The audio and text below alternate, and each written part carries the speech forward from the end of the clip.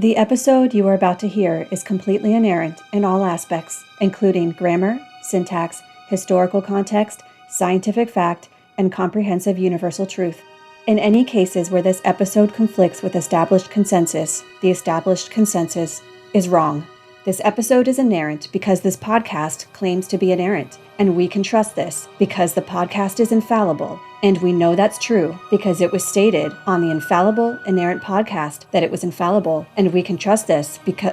Wait, what?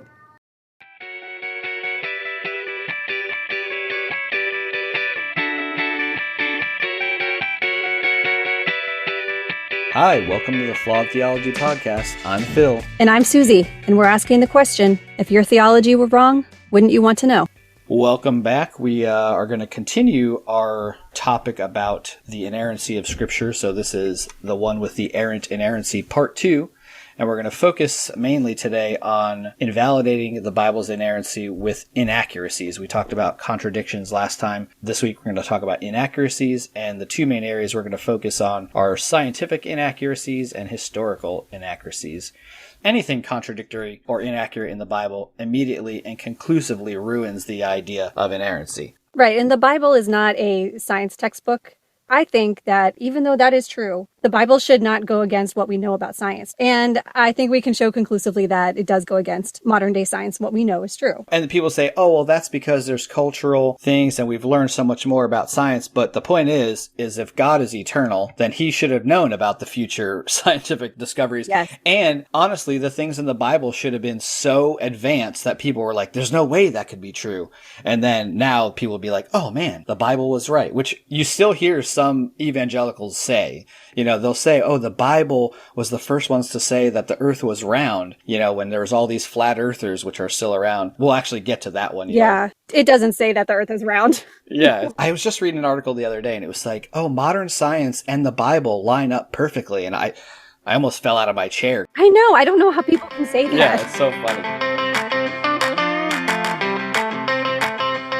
So the first thing that we're going to talk about is Noah's flood. And that is something that a lot of Christians take literally. They think it actually happened. My parents do. I think your parents do, right? Oh, yeah. And I fully believe that it happened in real life. So if you're listening to this episode and you're thinking, well, this doesn't apply to me because I already know Noah's flood didn't happen, you should still know how to counter Noah's flood with scientific evidence. For sure. There's nothing wrong with knowing how to refute this. Yeah, there's a lot of interesting stuff about the flood.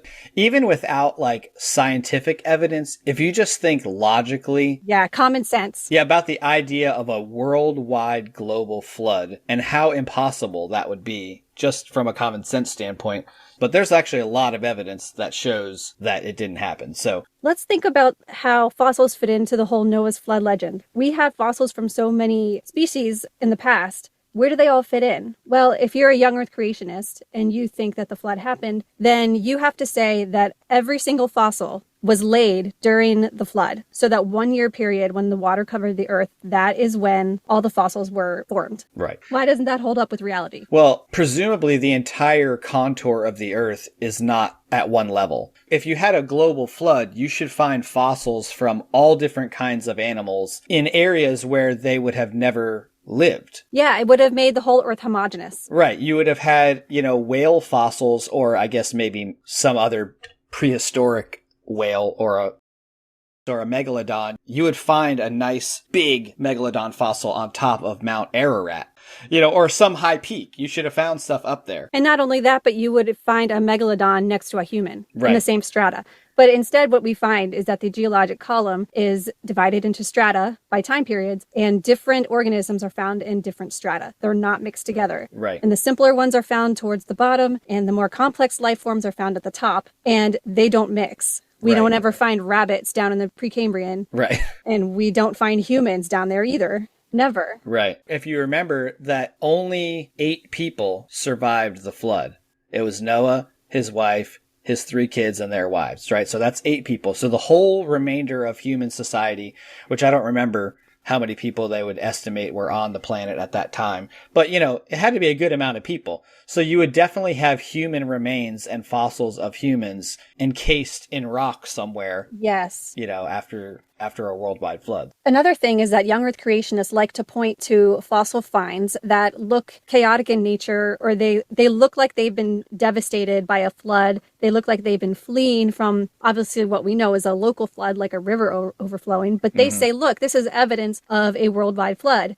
How do they explain fossils like a perfectly preserved wing? Right. A delicate structure like that, perfectly preserved in a fossil. Right. How do you get that if the whole world was devastated by this flood? And they say everything was wiped out. Right.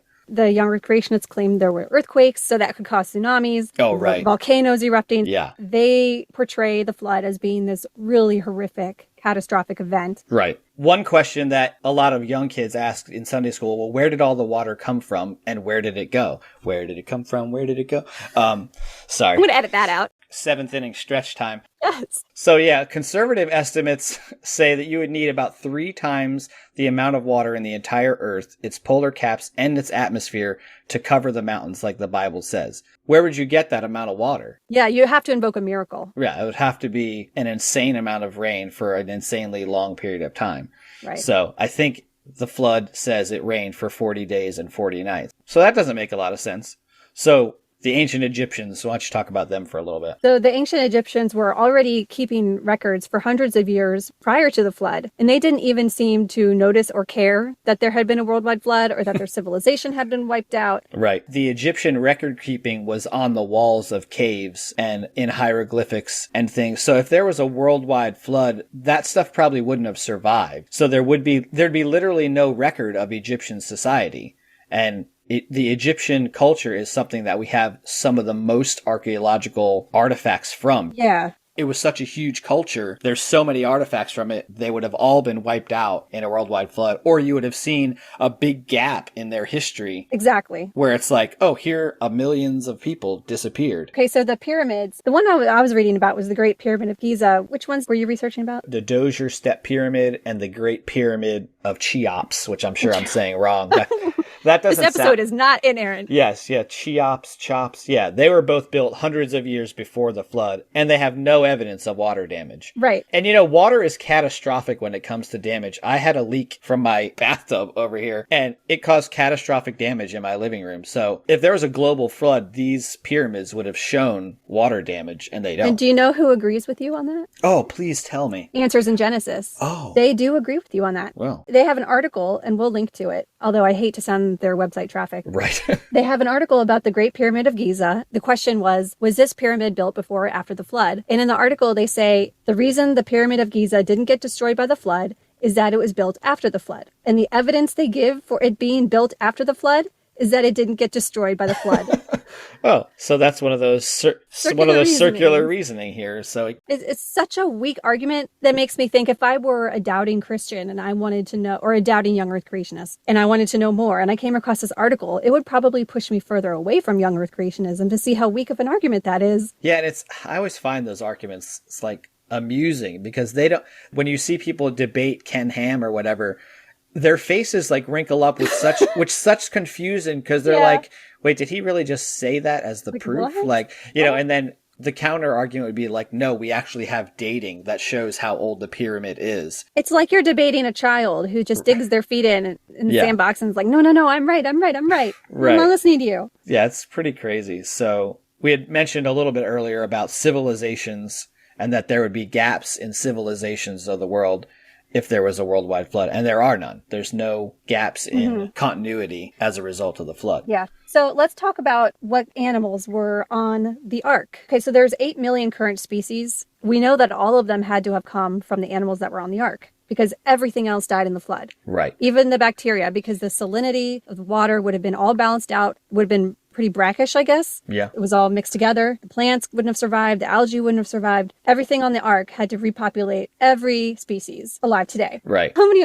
animals were on that ark? So if you had 2 of every kind of animal and 7 of those special animals that were only going to be used for sacrifices, but 2 of every kind to repopulate the earth, the numbers don't really work out. Right. Especially given how many species would have been alive at the time. You would have, how are you going to bring them all to the ark, even as big as it was? Because we know about 4 billion species that have been on the Earth in the Earth's history. Right. And if you're a young Earth creationist, you have to fit those 4 billion species into 6,000 years. And that's just a little bit unrealistic. Yeah. But yeah, you have to think about how they kept all these animals alive on the ark. What were they feeding them? Right. How did they keep the plants alive? Like, did they have a nursery where they were just had these little seedlings of every type of plant? Yeah. Something that the young Earth creationists say is that no, they only had like seeds, or they only had baby animals, and they only had 2 of every kind of bird. So like they would have 2 kinds of birds, and then when they got off the ark, they diversified into like all the species that you see today. Oh, so evolution. Evolution. So they weird. actually do believe in evolution, but Right. only when it suits their purposes. Right. My other favorite thing when you were talking about taking care of the animals on the ark is poop. Oh, Imagine how much poop would have been on the ark. you'd be constantly shoveling it out the window. It'd be like a fecal festival for like an entire year. Like, How many windows were on the ark? Wasn't just one? yeah. The methane and the ammonia, the urea It would have been a from the nightmare. urine. Ugh. Like cat pee. Yeah. I have 2 cats, and the cat pee ammonia is atrocious. It's awful. Imagine like dinosaur pee. Oh, right. We didn't even cover that. There was dinosaurs on the ark. Yeah, I would love to see how they got a brachiosaurus in that freaking thing. Like, and you see all those kid pictures of the ark, and it shows the brachiosaurus neck coming out of the top of the thing, Yeah. but they had to have 2 of them too. Yeah, you're right. Maybe they just had an egg. Maybe he Right. went and found raided some dinosaur nests and picked up a few eggs of every species. Yeah, and he built incubators. To Why keep am I them. trying to find out? Because it's fun. It's It like is fun. I mean, this is what's funny about these inaccuracies is like, if you really think about these things, like from a logical standpoint, it degenerates so quickly into foolishness. You're like, how did I ever believe this? Like, Degenerates so quickly into foolishness. I like that. so there's more. Like, this just keeps going. Like, Yeah. distribution of animals. If Noah's Ark landed in Turkey, which is where Mount Ararat would be today in modern day Turkey, why would like marsupials go back to Australia where we find most of the marsupial fossils? Instead of staying in Turkey. Yeah, why wouldn't they be in Turkey? I don't know about most marsupials because I'm not like Jack Hanna. Do you think kangaroos are just hopping from Turkey all the way to Australia? And polar bears, that's really surprising too. Like, how do they get back to the North Pole? Right. But evolution's predictions about where marsupials would be is exactly what you find in the fossil record, in the strata. Right. The origin of marsupials in the North America, migrating through Antarctica and flourishing in Australia.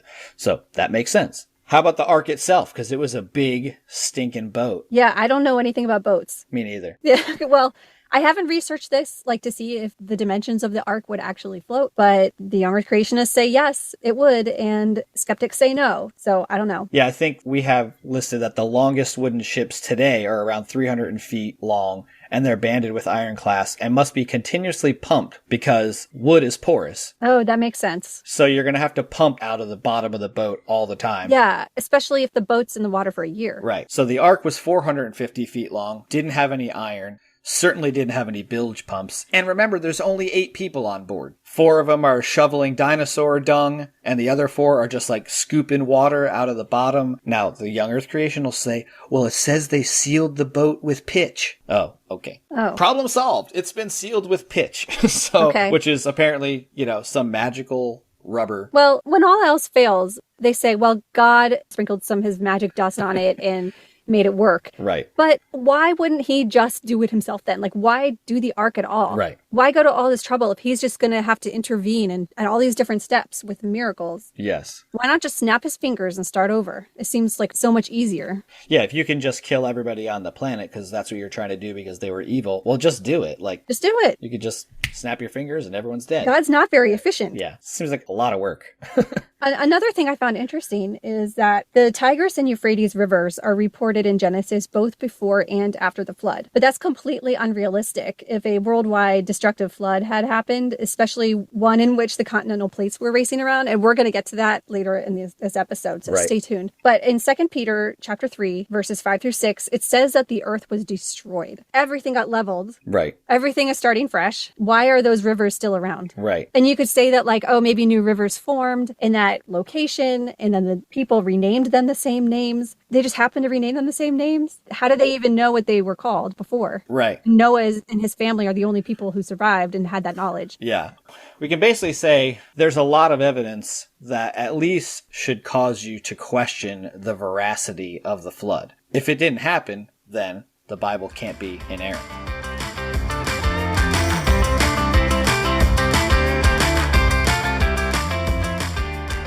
Next fun topic, which is, I think, one of our favorites, is the age of the earth. And we kind of already we hinted at this because we keep saying young earth creationists. So this is one for me that was like a real eye-opener when I started to really like dig into it. And I haven't dug into it as much as probably I should. I was hardcore into, oh yeah, the earth is 10,000 years old. I think I always thought 10,000, and then I heard 6,000 and I was like, okay, well, that's not that big of a difference. But when you look at the science, there's just no way that the earth could only be 6,000 years old. So there's no way. And the way they get to that 6,000 is the genealogies in Genesis and Luke. They basically add up the generations, and it adds up to about 6,000 years. So we're going to only talk about a couple factors that disprove young earth, but there are oodles of them. Oodles, just oodles of ways to disprove young earth. Let's talk about space. This is beyond the scope of my level of intelligence. So I'm going to try to talk about this and not sound like a moron. So if there's any like astrophysicists that listen to this show that can write us or tweet us or something and say, first of all, you're an idiot and here's how it works, I'm open to that because I like to learn. And also we'd like to interview you. Oh, for sure. Because that would be awesome. So there's a thing in the cosmological evidence of space called a relativistic jet. And a relativistic jet is a jet of plasma that is ejected from some quasars and galaxy centers, and they have powerful magnetic fields. It is conjectured that these jets are driven by the twisting of magnetic fields in an accretion disk, which is a plate-like cloud of matter, and they're found encircling a lot of celestial bodies. In really large bodies, which they call supermassive, I like really large. Supermassive makes you sound smarter. Immensely strong magnetic fields force this plasma to shoot away from the disk in a jet that shoots away from the face of the disk. In some cases, these columns of plasma have been found to extend far enough to refute the idea of a young universe. They even named these things. So there's a quasar, PKS 1127-145, that has a relativistic jet that exceeds 1 million light years in length. Okay, so it travels at the speed of light. So that's the whole premise of this, is that these jets travel at the speed of light. Okay. Yes, and because the speed of light can't be exceeded, this column has to be over 1 million years old for you to be able to see this jet. Moreover, these jets are generally billions of light years from Earth, meaning they're at least 1 million years old several billion years ago. Again, due to the distant starlight problem. So, again, this is some high-level nerdery. I wish I was cool enough to really understand this. Yeah. The furthest stars are over 10 billion light years away. So, just based on what we know about the speed of light, the amount of time that for light to travel implies that the universe must be old.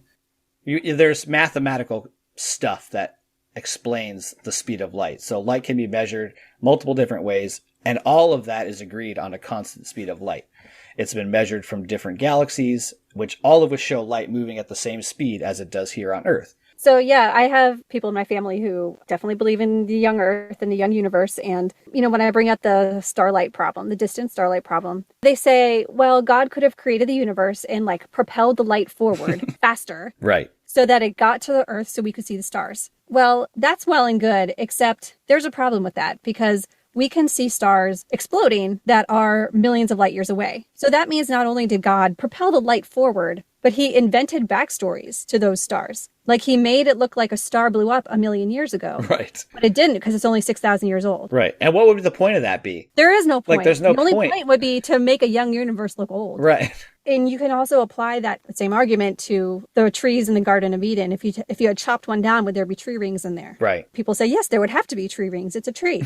Okay, well, would the tree rings be all the same size or would some be bigger, indicating years of previous rainfall that was greater than other years? Yeah. Would God have created backstories for those trees?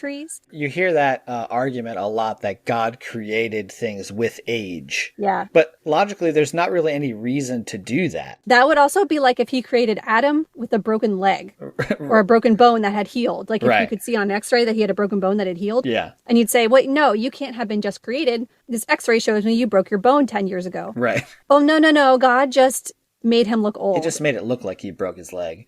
Yeah. He's not actually old. He just appears to be old. Yeah. All right, let's move on now. We're going to talk about geological evidence next. I'm excited for this because this is my thing I've been getting into lately. I've been watching this YouTube channel called Gut Sick Gibbon. We'll link to it, but it's this woman I think she's getting her PhD in something smart. And I love her so much. And she explains scientific things in ways that us morons can understand them. We're going to talk about 3 components to geological evidence that show that young Earth is impossible: radiometric dating, continental drift, and impact events. Okay, so radiometric dating is probably pretty much everybody knows what that is, but it's based on radioactive decay. So that happens when an unstable atomic nucleus spontaneously changes to a lower energy state and spits out a little bit of radiation. And this happens at a constant rate for each element. And this is something that is mathematically proven. The radioactive decay rate is something that is constant. It doesn't change for any circumstance, right? We've tried to, not we, because not me. Scientists have tried to change the decay rate and speed it up. They have been able to change it by like 0.01% or 0.1% or something like that. Okay. Something very marginal. Right. Not anything to what you would need to account for a young Earth. Right. Let's talk about carbon dating too. Carbon dating is one of those things that a lot of young Earth creationists like to use when it's convenient. But when carbon dating shows that something's really old, then they're like, oh, no, that's carbon dating isn't accurate. But when you want to date like the Dead Sea Scrolls or something like that, carbon dating is cool.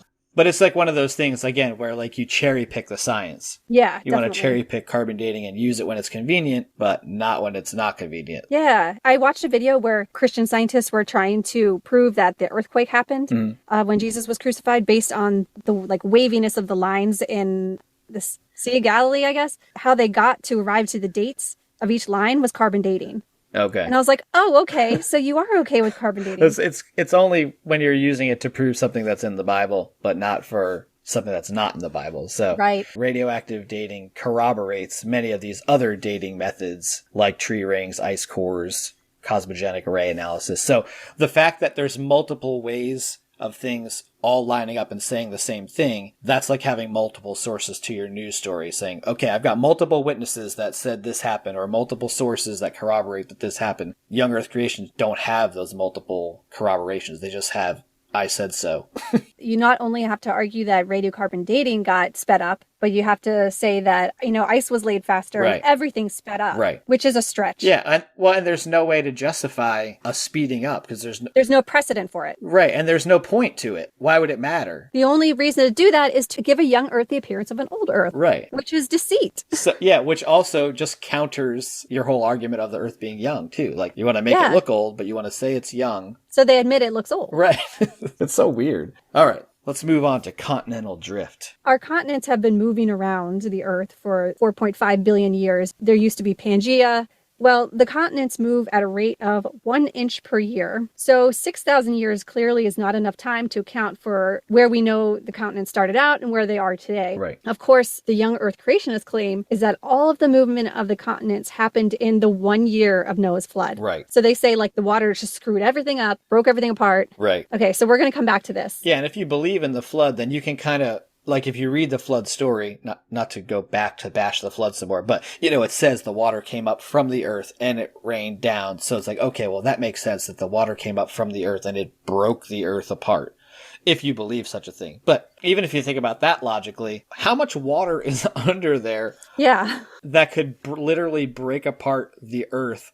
Where's all this water? Did it go back down there? Did it go into space? Yeah. Okay, so another problem is impact events. And by impact events, I mean collisions between astronomical objects and the Earth or the moon. So there's a whole lot of impact events, like craters on the moon. Since there's basically no atmosphere, the craters, once they're there, they persist. But on the Earth, once we get a crater, the atmosphere and the wind and erosion tends to erase those. But they're still there, including the crater on the Yucatan Peninsula that wiped out the dinosaurs, or that is alleged to have wiped out the dinosaurs. So they have to fit all of that in somehow. It had to have been getting pummeled in the 6,000 years by meteors and asteroids. Yeah, I think it was in the Neil deGrasse Tyson series, the Cosmos series.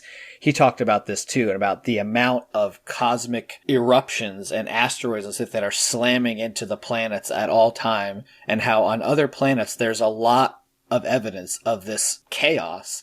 And on Earth, there's less evidence of it because of the atmosphere. So you can actually look at other planets and the damage that they take from impact events.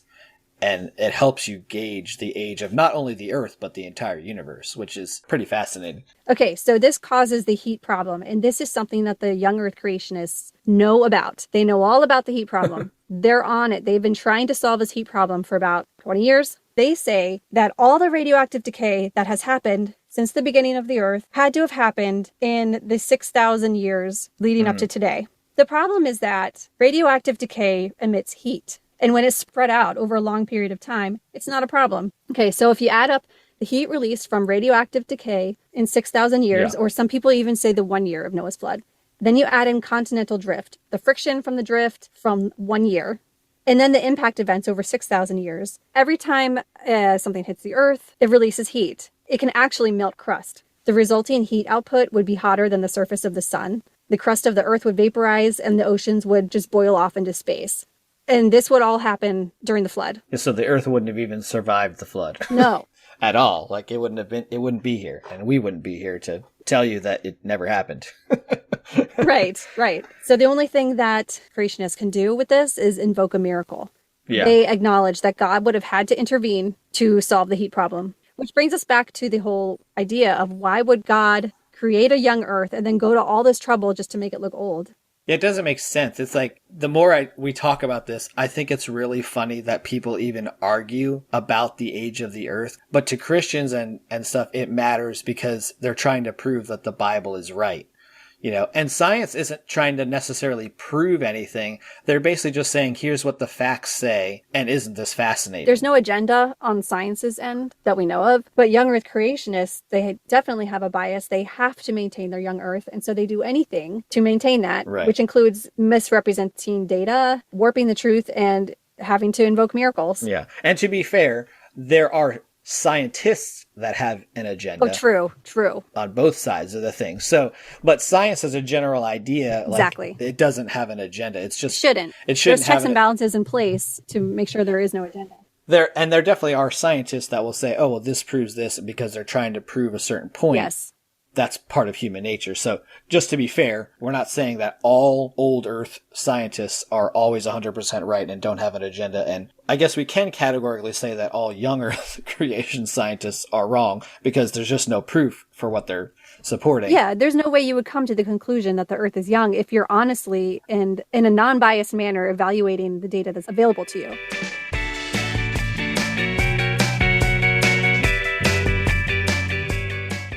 So there's a couple other fun Earth problems. We won't spend a ton of this, but there's a lot of verses in the Bible that said the Earth had four corners and that it floats on water. So you can look these up. Isaiah 11:12, Psalms 24:2, Psalm 136:6, and then Revelation 7:1. We can categorically say that we know that the Earth does not have four corners and it does not float on water. This has been proven. Wrong. Bible wrong on this one. Another good one. The Earth is a circular disc. Isaiah 40:22. Sorry, I think this is the one that they use to say that, actually the Bible says the Earth is round. Yes, it is the one. Yeah, okay. So they mistranslate circle to mean sphere. Right, they're saying it, which a disc would be a flattened circle like a frisbee, which is also wrong. So yeah, right. And then at the same time, the Earth is flat. So it's circular disc, it's flat, it's got four corners, and there's tons of verses for this one too. And this is what I mean, that they're ignoring every single verse that says the Earth is flat. And they're fixating on this one that if you mistranslate it, it sort of maybe says that it's a sphere. Right. And they're like, look, the Bible says the Earth is round way long before anybody knew it. Right, yeah. All right, so the last one is that the Earth doesn't move. The Bible says this a bunch of times in Psalms and in First Chronicles, and we categorically know that the Earth does move around the sun. It rotates on an axis. This is all proven by science. So more scientific inaccuracies. I mean, we could probably spend another day and a half finding more of these and talking about it. There's lots of websites out there that do that. If people are interested, they just go to one of those websites. And you don't even have to really be interested in arguing against Christians about stuff. I just find this stuff fascinating in general. Learning about how the Earth is, how the universe, how big it is, and all this kind of stuff, and how old it is. It's fascinating stuff. So it doesn't have to be just about winning an argument, although that's fun too.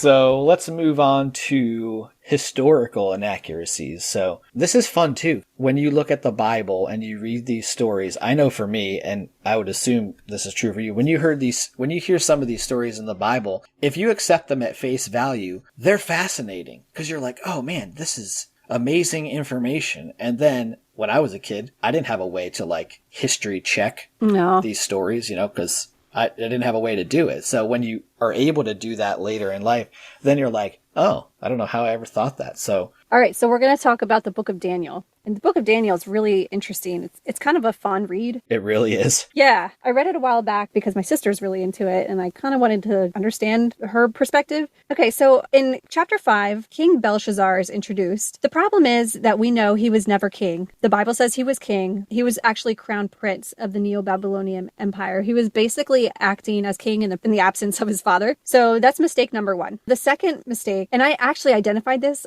on my own as I was reading it. So I was so proud of myself. Yeah. Kudos to you. I know. We know that Nabonidus is Belshazzar's father. Okay, so remember that. Nabonidus is Belshazzar's father. We know that from history. Multiple sources. It's uncontested. Yes. The book of Daniel says that Nebuchadnezzar is Belshazzar's father. And so I'm reading this and I'm like, what? Something doesn't add up. And I went down to the footnotes and it even said that Nabonidus is Belshazzar's father. My Bible admitted it, that it was wrong. And then it says, it's probably saying Nebuchadnezzar is Belshazzar's father because Nebuchadnezzar was known as the father of all nations.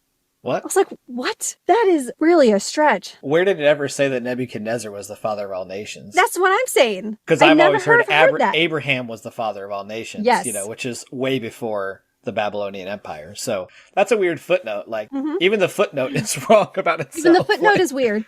Yeah. And so I actually brought this up to my sister, who is a biblical inerrantist, by the way. Okay. And I asked her, why does it say Belshazzar's father is Nebuchadnezzar when it's actually Nabonidus? I think she checked her sources and she said that the argument that she got, or the explanation that she got, is that sometimes they use the word father to mean grandfather. Yeah, I know that was my reaction too, Bill. I wish you guys could see his face. Oh,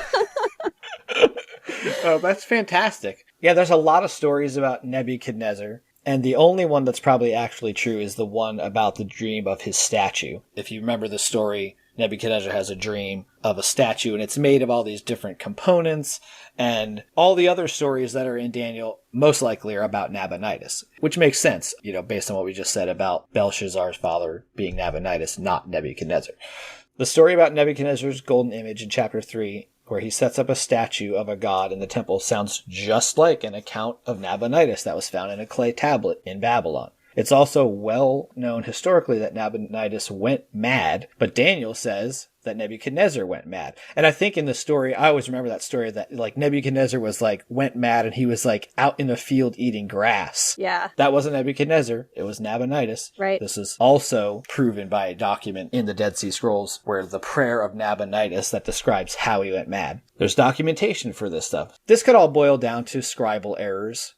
Chapters 2 through 7, for some reason, are in Aramaic and not Hebrew. And since ancient Hebrew words didn't have vowels, the word for Nabonidus would have been N, B, and D. And an Aramaic translator might have gotten that wrong and thought that he was talking about Nebuchadnezzar. We already talked about scribal errors last time. Shouldn't be scribal errors. No, there shouldn't be. And that's a pretty big friggin' error. It is. To talk about a king, that'd be like mixing up American presidents and saying that George Washington freed the slaves during the Civil War. Right. In a supposedly inerrant, divinely inspired book. Right. I mean, it's like God just didn't even care about getting the details right. It's like fact-checking. Nah, don't feel like it. So another issue with the book of Daniel is the introduction of this character, a certain Darius the Mede, who took over the kingdom from Belshazzar. He, I guess, conquered him, right? Mm-hmm. So the problem is that this Darius the Mede is completely unknown to history. Nobody knows who he is. He cannot be identified as any particular king of Media. And it was actually Cyrus the Great of Persia who conquered Babylon and took over from Belshazzar. Mm. So there was nobody in between in the records, nobody. So nobody really knows who Darius was, but Daniel specifically says this Darius the Mede character was king after Belshazzar. Yeah, and Darius was a friendly king to Daniel. That's a big part of the story too. He liked Daniel and he elevated him to some position of power. And so this is all part of the narrative of God's man, Daniel, being recognized and valued by this heathen king. But turns out he probably didn't even exist, which is Pretty interesting. So another thing I noticed as I was reading Daniel, and I excitedly brought my Bible over to my husband, I was like, look what I found. Okay, so chapter 4, verse 11, you actually listed this earlier when you were talking about the flat earth. Daniel had a vision in which there is a tree, and the top of the tree reached heaven, and this tree could be seen from all the ends of the whole earth. So what does that mean to you? Flat earth, right? Yeah. If you can see a tree from every point on the earth, that means the earth is flat. Right. And if that tree reached the heavens, that means heaven is up. Right. Only Yeah. up. It could only be up. Right. So here's my thing. This is supposedly a God-given vision to Daniel. Why would God give him a vision of a flat earth? I don't know. Because it's not real. Daniel is full of that stuff. Like, there's so much stuff in Daniel that is, like, fantastical. Very problematic as far as historical inaccuracies. Yeah, and failed prophecies, but that's not the focus of this episode. Yeah. I would love to do an episode on failed prophecies. Oh, yeah. We'll talk about eschatology and failed prophecies at some point. That'll be super fun.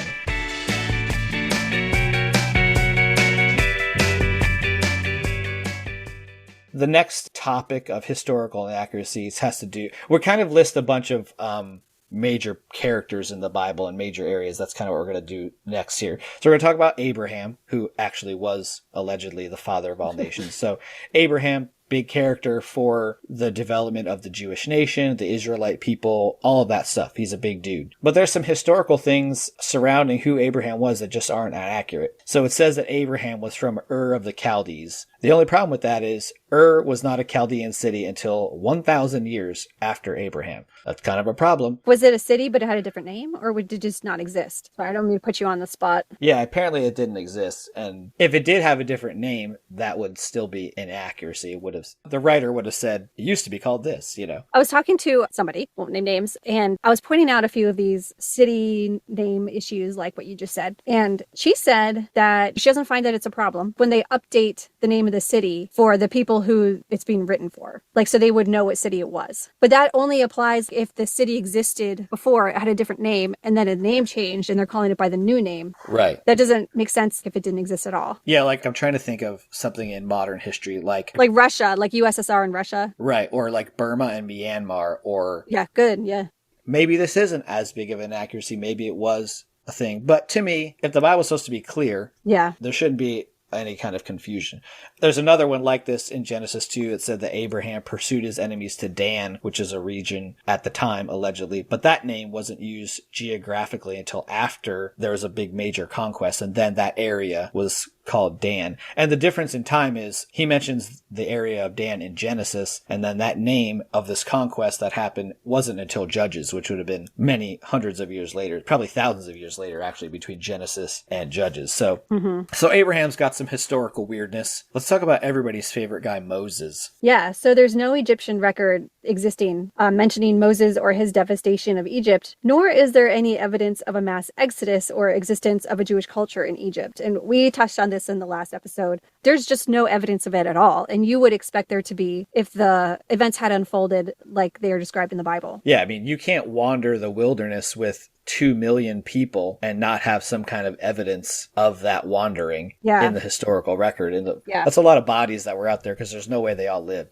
Oh, definitely not. Oh, 40 years wandering around with deadly snakes being thrown at you? No. Right, yeah. And they're eating manna and catching quails every once in a while. It's like, horrible. No. So Moses also referred to Palestine in the book of Exodus, but no such name was in use then. And I think this betrays that the books were written way after the fact and couldn't have been written by Moses. Right. But in my Bible, actually in the footnotes, they address all these anachronisms and say that somebody must have updated the manuscripts that Moses had written. It's like a Wikipedia edit. Yeah, right. Originally written by Moses, updated by so-and-so 15,000 years later. Right. But we won't mention that. We'll still say the book's by Moses. But of course, then you can't ever falsify the fact that Moses wrote it because everything that indicates that he didn't write it, that's just an update from somebody. Right. Yeah. All right. The law of Moses is the statute of God and his laws according to Exodus. But it closely mirrors the Code of Hammurabi, which was penned in 1800 BC, which was hundreds and hundreds of years before Moses. And the Code of Hammurabi, we have a lot of archaeological evidence for. So we know that it exists. I mean, if you really think about the Ten Commandments, and that stuff, it's not like it's an original thought, really, if you think about it. There's nothing original in the Ten Commandments. It's actually like flatter God's vanity and then don't kill people. Right. And don't steal. Yeah. But I could say so much about the Ten Commandments and how they're actually not moral, but we'll move on. We'll save that for another episode too. So, all right. So we talked a little bit about some Old Testament historical foolishness. Let's move on to the Gospels in the New Testament. This is a fun one. Can I tell this because I love pigs? Yes. For some reason, I was obsessed with them when I was little. Everybody remembers the pig story, right? In the Gospels. This is where Jesus exorcised the demons named Legion and sent the demons into a group of unsuspecting pigs. And then the demon pigs ran into the Sea of Galilee. And the way pigs. That sounds like a goth band. Demon pigs. It's fantastic. Okay, so in Mark, this takes place in the town of... Okay, full disclaimer, I don't know how to pronounce any of these names. The town of Gerasa, Gerasa. That sounds good. Okay, good. The problem is that this is 37 miles from the Sea of Galilee, where the pigs were supposed to have drowned. So the demon pigs ran 37 miles. Well, they were powered by Satan. They were powered by Satan, yeah. Well, in Matthew, I guess he realized this was kind of a stretch, 37 miles away. So he changed the town to Gadara, Gadara, which is actually much closer to the Sea of Galilee, but it is still kind of far. I think it's like 7 miles. So they're still running a long way to get to the sea so they can drown themselves. I've never seen a pig run more than like 15 feet. Yeah, the pig races at the fair. Right. That's the only time I've seen pigs run. Well, so there was a ton of confusion about this issue, about what town it was early on, because the different manuscripts have different variants among the Gospels of, which one said which town. This is interesting because the name Gerasa, which is the town that Mark chose, it means to banish, as in like an exorcism. So Mark clearly chose that city name for its symbolism, not necessarily for its historical accuracy. So this just further supports the idea that none of this ever happened. We didn't really talk about this in this episode, but I think you've been reading these books by Bart Ehrman, misquoting Jesus, and I'm reading Jesus Interrupted right now. He talks a lot about the gospel accounts, and Mark, from what we know from the manuscripts, is the earliest gospel that's written, and then Matthew and Luke were written after. So a lot of the things, like you mentioned, Matthew noticed this thing in Mark's thing that didn't make a lot of sense. And so then he was like, well, I'm going to go ahead and change that. So, and that happens a lot in those synoptic gospels. You'll see that Mark will say something and then Matthew and Luke will tell the same story, but they'll tell it sometimes moderately different, sometimes completely different. Yeah. It takes away a little bit of the credibility. They each had their own agendas, and I don't think they ever realized that all four of the gospels were going to be side by side in the same book. Right, exactly. Yeah. So let's talk about everybody's favorite guy, Jesus, right? Because all the history about him should be completely accurate, right? Yeah, presumably. I mean, I would think so. I'm going to give a shameless plug for the Dossier of Reason here, because that's where I got a lot of this stuff. And if you haven't read the Dossier of Reason, it's so great. We'll link it in the show notes, but it is fascinating. Like, there's so much in there, and it's not just about biblical inaccuracies. It's about the whole of Christianity, and how if you look at it from reason and logic, it just blows it all away. It's pretty phenomenal. So we'll link to that in the show notes, and definitely take a read from that, because this is not my original thought. As far as Jesus goes, there is no contemporary historical evidence of Jesus, or at least of the Jesus as he was described in the Bible. Mm-hmm. A lot of the writings think that maybe Jesus, yes, existed. He was a teacher. He may have even been crucified. But the stories that surround him that, would make people think he was the Messiah, there's no verification of them. So no historian alive during Jesus' day wrote about Jesus. And you would think Jesus did some pretty cool shit. Yeah. You would think you would write about it if you were a historian of that time. Yeah, so if he did everything that the Bible says, then yes, absolutely he should have been written about. But if he were just this itinerant preacher guy wandering around, there were a lot of those wandering around, and it's not surprising he wasn't written about. Right. Yeah, so I think what you were saying earlier is that the lack of historical corroboration for Jesus does not mean that he didn't exist, like somebody who didn't exist who inspired the Jesus myth, but I think it does count against the Jesus of the Bible existing, for sure. Right. Yeah, they basically strung a lot of mythological stories together and kind of created a larger-than-life character that became this Jesus Messiah character. So some of the historical events that there's no documentation of. The kings, the wise men, the magi coming to his birth. Nobody wrote about that. And the wise men themselves would have wrote about that because that's what they did. They were like scribes that wrote, and they were scientists. Oh, I didn't know that. The Magi would have wrote about them going to meet the Messiah when he was a baby, don't you think? I mean, I know I would have. Oh, fascinating. There's also no record of Herod slaughtering all the baby boys when Jesus was born. There's no record of it. And that's a pretty significant thing. Mm-hmm. Also, I don't have it in this list, but there's also no record of the census that supposedly took place at that time where Mary and Joseph had to go back to their place of birth to register. No record of that census. The overthrowing of money changers in the temple. Jesus' triumphant entry into Jerusalem, where he's declared king by the whole town. I mean, that's a big deal. Yeah. Somebody would have wrote about that. A shameless plug here for one of my blog posts. It's one of my favorite ones about Jesus riding the two donkeys into the two donkey ones. So I'm going to link to that because everybody go read it. I love it. You should. It's hilarious, too. There's some wording in the story of the donkey, of him coming in, that is just hilarious if you think about it. I won't give it away as a spoiler. You can go read Susie's blog. I actually can't think of what you mean. Well, it's because... no, I'm not going to give it away. Go read it. Go read your own blog. Jesus. Still don't know what you mean. All right. The picture's funny. I like the picture. The picture's classic. Darkness covering the whole earth for hours when Jesus died. The earthquakes at Jesus' death. The rending of the temple veil at Jesus' death. Oh, hang on. Can we go back to the darkness covering the whole earth for hours? Yeah, let's talk about all of those. Yeah, well, I just wanted to bring up the darkness because that was speculated to be an eclipse back a few centuries in 2nd century and whatever. But it couldn't have been because it took place on Passover. And they knew that from the position of the moon that it could not have been an eclipse. And so there had to have been some other reason for that. That's just interesting. Yeah, that is interesting. Yeah, they tried to historically corroborate it as an eclipse and they couldn't. Yeah, and since you can basically follow the cycles to figure out when eclipses happen, that's interesting. Yeah, and there's a whole bunch of stuff about the earthquakes at Jesus' death and the temple veil story. There's a lot of foolishness around that thing of how they explain that too, but you can do some research on that. The resurrection of Jesus that was seen by 500 witnesses. Of those 500 witnesses, none of them wrote about it. Not a one. If you're one of only 500 people that saw Jesus after he resurrected, you sure the hell would write about it, don't you think? Yeah. Well, I don't understand how people can claim that there were eyewitnesses. We have eyewitness testimony. Right. No, we don't. We have one person writing that 500 people saw him. Right. I can write that 500 people saw Elvis after he died. It doesn't mean it's true. Yeah, because none of the 500 people corroborate the story. The resurrection of dead holy men who were seen by many. That was part of that zombie resurrection. The zombie resurrection, yeah. I think you have a post about that too, so. Yeah. Yeah. Basically, after this episode, just go read all of Susie's blog and it will change your life.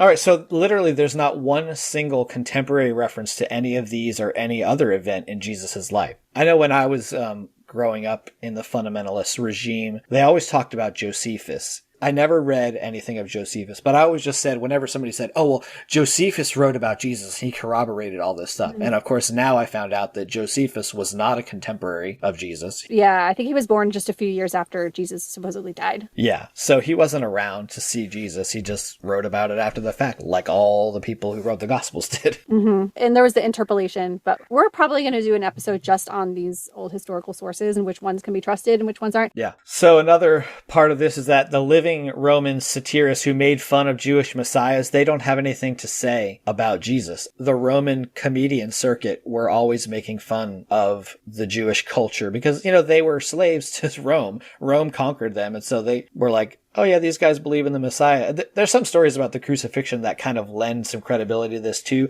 because Rome didn't want to actually crucify Jesus, allegedly, so they just pushed it off on the Jews. And this isn't one of those conflicting gospel stories about the two stories being totally different, because one of them says Rome basically did it, and the other one says the Jews did it. And isn't this related to the whole Pontius Pilate, like the Bible portrays Pontius Pilate as being kind of like compassionate? Yeah, he basically tries to wash his hands of it and say, I think he literally does. He washes his hands and says, you know, you guys do with them what you will. And then in historical sources, you know, Pontius Pilate was this really cruel, ruthless character. It doesn't jive at all with the biblical interpretation of him. So that's definitely a historical inaccuracy. Yeah.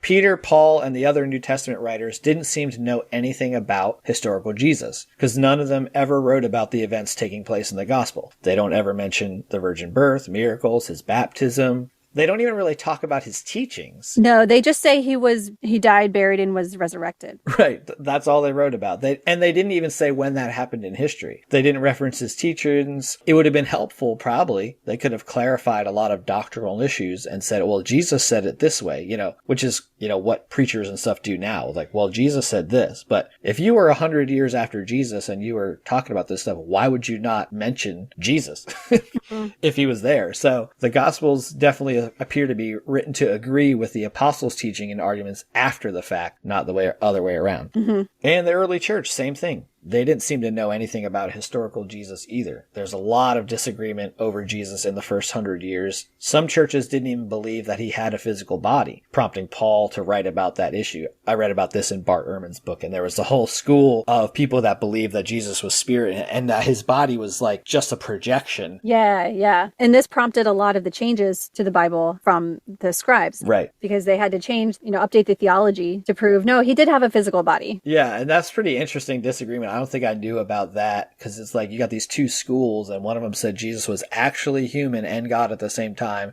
and the other one said no, he was fully God, and the human thing was just like a suit that he wore. Which is, I don't know, it's kind of funny. Exactly it, yeah.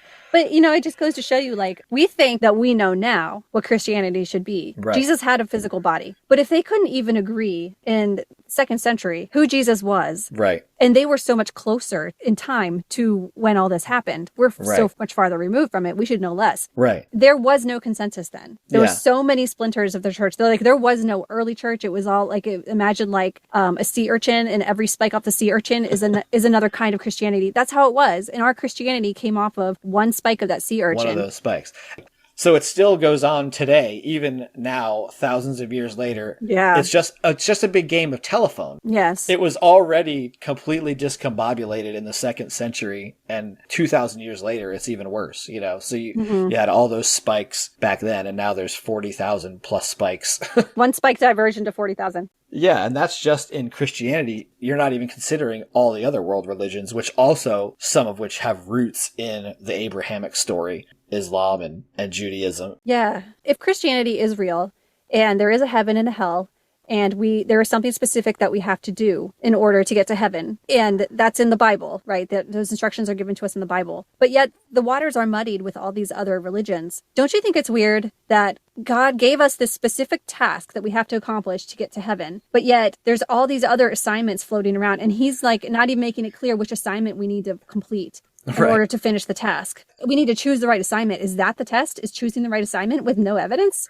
It's just so bizarre. Yeah. If a certain brand of Christianity was right, and if God really existed and the plan was so clear, he wouldn't make it so hidden. Yes. It wouldn't have to be like a choose your own adventure, where you never know if you go to page 39. Page 39 sends me right to hell. Shit. Yeah. Am I doing this right? It's all like a game of Russian roulette. It's based on where you're born and what you're exposed to, how your brain is structured. Yeah. A real true God who was compassionate and loving and wise would not create a system like this. Was it you? I think this is also one of your blog posts. You're so prolific. But didn't you do a blog post about let's create a deity? Virginianity. Yeah.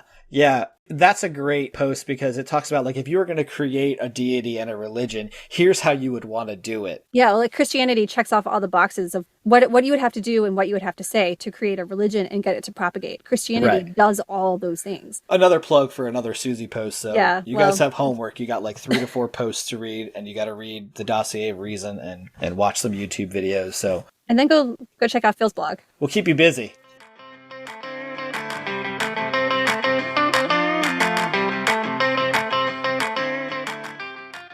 So yeah, let's wrap this up. Yeah. I mean, I think we talked around the world a little bit about all these different inaccuracies, both scientific and historical. And there's so much more of all of these. We only picked out a few. And, some of them, maybe we have more info than others. But if you really want to research this stuff, the data is out there for you to find. So if you really want to find it, and we'll link to some of the sources. The thing I find interesting about a lot of the contradictions and inaccuracies things is they're well documented in the Christian history. you can see people arguing about this stuff for the past 2,000 years. Like, if they were arguing about it 2,000 years ago, there's no indication that we're gonna stop arguing about it now. Right. There's no way to know that what these people are arguing about is even right. It's much easier to just throw the whole thing away and say, it's all wrong. I don't need any of this stuff, No. to live a decent human life. I think it even gets in the way. It gets in the way of living a decent human life and loving people. Yeah, because you start to look at people like with this us versus them dichotomy. It's just not a healthy way to live. But it just goes to show you can look at the book and you can make it say whatever you want. That lends credibility to the idea that the Bible is just a human interpreted book. Yeah. Interpreted is not a word. A human interpreted book. There should be no way that you can misinterpret an inerrant book. Especially when it's written by the most wise entity that has ever existed or could ever exist in the entire universe or multiverse. Yeah, no room for error, no room for misinterpretation. There should certainly be no contradictions or inaccuracies. That whole thing of, multiple religions and, I was a progressive Christian towards the end of my Christian life. And I started to think, oh, well, we're all kind of in this together. It doesn't really matter, the specific doctrinal differences. And now that I think about that right now, that's exactly why none of it matters. Because if you can just accept everybody's beliefs as, it's all mostly good enough, well, then what's the point? What good is it? What's the point of any of it? Yeah, you don't need any of it. Yeah. I think that's a cool way to end this. What we would definitely encourage you guys to do is, do some research. There's tons of sources out there to do your own research, educate yourself. If you've got questions for us, we would love to discuss them with you. We don't claim to have all the answers for sure. And I'm sure this episode was not inerrant. Oh, definitely I just not. want to put that disclaimer up there. Like, we are flawed human beings and we have our own biases and we make mistakes. For sure.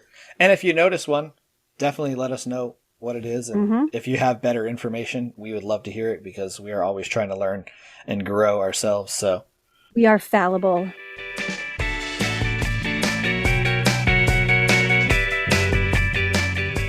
Thanks for listening to this episode of the Flawed Theology Podcast. I'm Phil. And I'm Susie. Tune in next time where we will continue to tackle the question, if your theology were wrong, wouldn't you want to know? Follow us at theflawedtheologypodcast.com and subscribe wherever you listen to us on Apple Podcasts, Google Podcasts, Spotify, or wherever you might find us. Please rate and review us. Follow us on Facebook, and we do now have an Instagram, so you can find us on there, and we're hoping to put up some... It's totally empty. Yeah, it's totally empty right now. Right now it has the logo. I need to draw some doodles or something. So I'm hopefully going to just start stealing some of Susie's drawings from her blog, and I'm just going to post them until they go viral. So yeah. Well, I took a screen cap of us talking tonight, so... Ooh. If we're brave, we might post our own faces.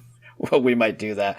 And hopefully we don't wind up on a no-fly list for a Christian flight, where they play worship songs. Yeah. I'm already on the no-fly list because I'm Lebanese. Oh, man. There's no way you could have ever been a good Christian if you're Lebanese. No. So sad. All right. Well, thanks again for listening, and we will catch you next time. Bye. See you next time. I'm awkward. Did I mention that?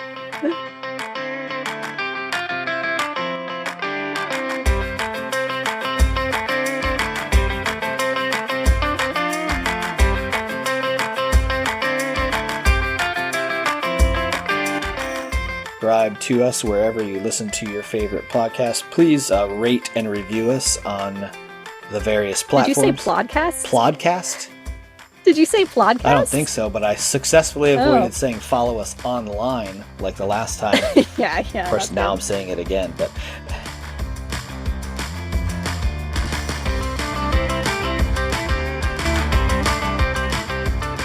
Yeah, so... Hang on, sorry, I'm doing something. Just give me a second. You're doing something. Hey, smile. How about that? Jeez whiz. Oh my gosh. All right, let's try it again because I want to get it. Why are we smiling? Is this... Because I'm taking a screen. Is this for glamour shots? No. oh, that's a good smile. Wait, keep that one. Wait, I was actually laughing. I can't force smile. Did you take it? Not yet. Oh, good. That's good. Okay. Okay. Is this going to be used in like one of your flat Stanley drawings that we can put on our Maybe. Instagram? Maybe it'll be the first one. We'll cartoonize it. Yeah. That was a subtle plug for an Instagram that has nothing on it yet, but follow us anyway. Oh, I was going to edit all that out. I know. That's going at the end. It'll be fun.